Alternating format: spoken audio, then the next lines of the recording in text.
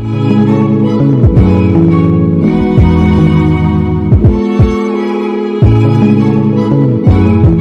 evening, everybody. A couple questions for Dana. Dana, this fight, as you said earlier in the week, is set to be the third highest gate in combat sports history, the second biggest gate you've promoted alongside Mayweather-McGregor. The top 5 gates in combat sports history come in boxing, and they come in the last 10 years.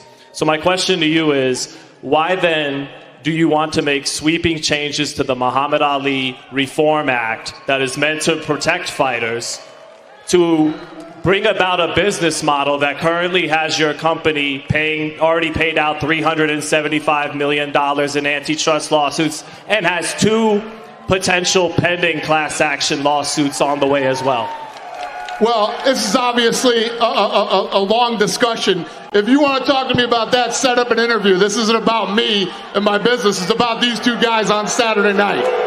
My follow-up, Dana, earlier this week, the California State Athletic Commission had a hearing about TKO trying to bring those changes to the Ali Act, and it was postponed 3 months. Listen, I get it. You want to showboat right now. Set up an interview with me if this is really what you want to talk about. It's America, baby. If you have questions for these 2, ask them and you can set up an interview with me. Dana, my follow-up is, if TKO can't make those changes to the Ali Act, will you still invest in the sport of boxing? Will you compete in the market? Listen, if you want to be an asshole, let's do it in private and we can do an interview. Yes or no? If you want to showboat, I get it. If you have questions for these 2 that are fighting on Saturday, that's a different story. Fight. This isn't a discussion to have at a press conference for these 2 that are going to fight on Saturday, 2 legends. If you want to set up an interview with me and ask me these questions, let's do it one-on-one. Sounds good. You can ask me anything you want. All right. Well, Terrence and Saul, have a good fight. Yeah.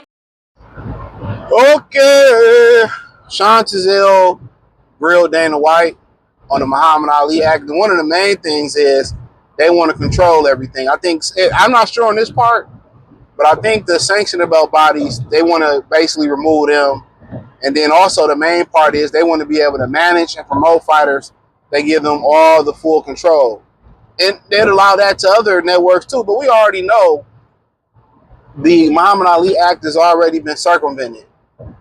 That's a fact. We already know it has. Al Heyman has circumvented it. So worst case scenario, Dana White can just do what Al Heyman did. Right? Him and Al have a relationship. Whatever, right? My point is this. Sean can say that because he a Brad. And that's just what it is. My black ass say that, I wouldn't be allowed in that room, right?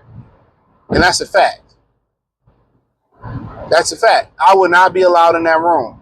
I would be escorted and asked to leave. And that's cool with me, right? I understand my place. I don't really care. That's why I don't care to cover fights or do interviews. But I understand why Sean would care, because Sean has relationships with fighters like Sean Porter and them. But for the rest of you 9 to 5 or not having no jobs or entrepreneurs and entrepreneurs and all that, why do you give a hell? Honestly, I want to know, why do you care about the Muhammad Ali? The fighters don't give a fuck about you. Now, I say this. If the fighters was doing what they supposed to do, and fighting more than once or twice a year, more than once every 18 months, if they was, giving us the fights, even if they was giving us the fights we want to see every 18 months, it wouldn't be no room for Dana White to come into boxing. It's y'all did what y'all was supposed to do. You wouldn't need Turkey to come into boxing if y'all did what y'all was supposed to do. Are you happy? Are y'all happy with the current state of boxing? And anybody that know what boxing supposed to look like when it's half right, you can't be happy with it. You can't be happy with it. Why not allow them to change? Well, the fighters they won't make this. I don't give a fuck about their pockets. They don't care how you pay for these fights. They don't care about how you get out there to Vegas, how you get out there to LA for them fights. I don't care if he's starving these fighters out. I don't care. There's a lot of y'all that's living in the slave trade that's going through the same thing with your job, but you figure it out. Right? You got to work 10, 20 hours of overtime or get another job, or get a hustle, you figure it out because you got to figure it out. Whether rhyme or crime, nigga, I got to get mine. In the great words of the great Tupac Shakur. So my thing is, why y'all so invested into what they make? They not giving back to y'all. They not kicking back to the community. You're not getting the best product that you can get. Let's call it what it is. You're not getting the best product that you can get. You're not getting 25% of the product that you can get. So why are people so invested in booing him about changing the Muhammad Ali Act? Why? Guess what then? Get with the promoter that's not gonna fuck with the Muhammad Ali Act then. That's my thing about why y'all so invested about what these fighters make. They barely want to do interviews with you. They barely fight for you. They don't fight for you. They don't put their life on the line for the fans. They put their life on the line for their livelihood. Just like when you step out your door and go make $1, you can go to work, and not come back and die too. So I ain't trying to hear it. They chose that profession. Ain't nobody put a motherfucking fofo to their head and say, you got a box. No, you chose to make that. You could have been a scientist. You could have worked a 9 to 5. You could have started a business. You know what I'm saying? You could have fought for a minute. You could have fought for a minute. You know what I'm saying? Then took that money and started. No. Boxing needs to be fixed. And if it was half decent, Dana White couldn't, and Turkey couldn't weasel their way in. They could not weasel their way in.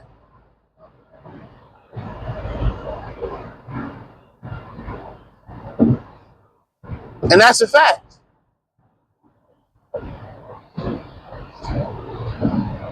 Just being honest. So why some people so mortified by, this not right, and is it going to affect your union job? Is it going to affect your 9 to 5? No. Hell, y'all give a hell about these. They say every time, this fight with Canelo and Crawford telling you, we don't give a fuck about you. This ain't supposed to be Canelo and Crawford. It ain't supposed to be no fucking mismatch. It should be Canelo versus David Benavidez. Even, when you get to Ortiz and Lubin and Thurman and Fondor, no, it should be Virgil and Sebastian Fondor. Even when you get to Benavidez and Yard, that should be better Biev and Beeble 3. Haney and Norman, that should be Haney and Lopez. They always giving you the B side. Fuck that. They giving y'all the C side of the matchup, the D side of the matchup. And then when you get a matchup that sound good, Jermell Charlo versus Errol Spence, you gotta wait till 2026. And these niggas old as hell. So it's like, why are y'all mad because somebody coming to change boxing? If it wasn't broke, it wouldn't need to be saved. I don't understand why y'all really happy with this bullshit ass format in boxing. Guess what? If you don't want to take the money that Dana White got, don't fight. Don't fight. Go with Eddie. Go with Bob.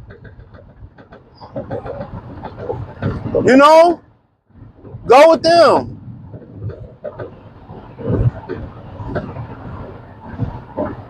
That's what I don't understand. Go with them. What's the big problem? Oh, man, it's so unfair. He has multiple lawsuits to get him one. Who cares? I don't give a fuck. Am I getting some of the money? Am I getting some of the money? You don't have to go in the UFC. You don't have to go to TKO boxing and fight. Go get a job. Go start a career. Go start a business. Go back to college. What Adrian Broner say? He going to get some work. I hear people come, oh man, I fuck Dana White and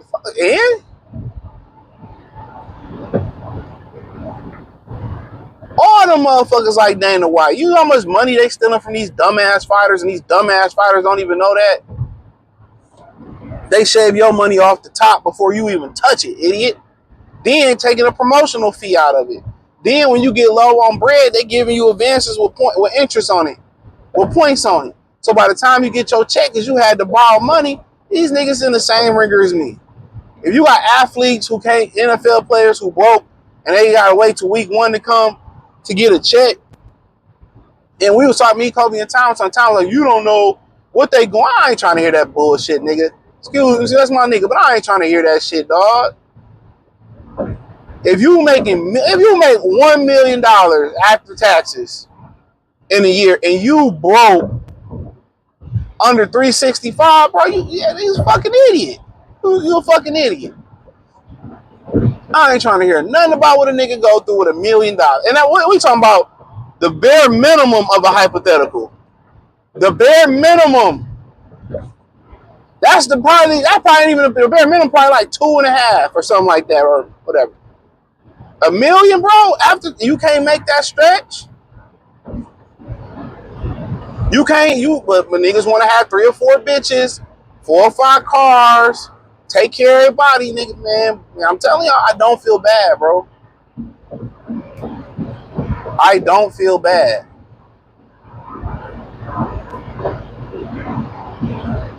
Just legitimately, I don't feel bad. This bitch in a rush, go. But I don't feel bad for him.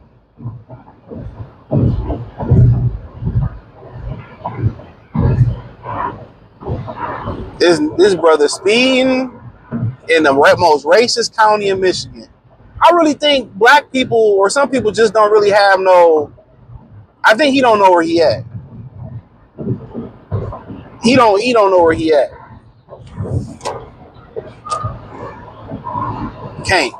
Nigga can't know where he at. You black too? Dark black. He don't know where he at. Y'all niggas better start learning y'all that geographic wise, nigga. Like, out here, they can literally pop your ass and get away with it.